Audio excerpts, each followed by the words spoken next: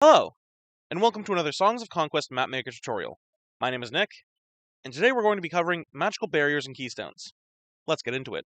In the Songs of Conquest, 4 factions rise, with power and strategy, each claiming their prize.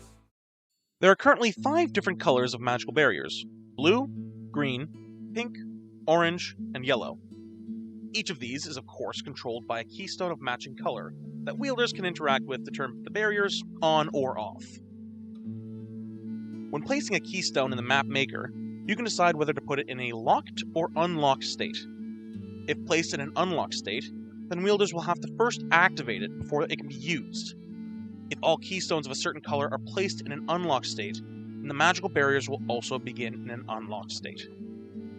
The next part originally came from a question on the Discord.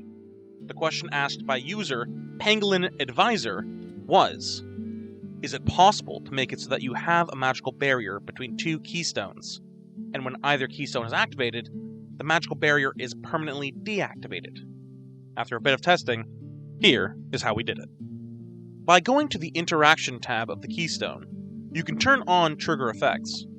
You can then add a new effect of the magical barrier type, and then set the status to unlocked.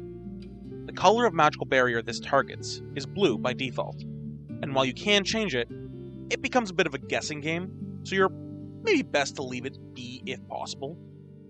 Finally, you want to set the trigger restrictions to none.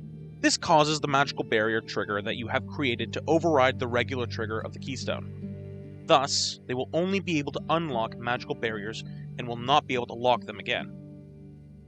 This also means that, using the same effects, you can create keystones that trigger multiple different colors of magical barriers, or keystones that target completely different colors of magical barriers.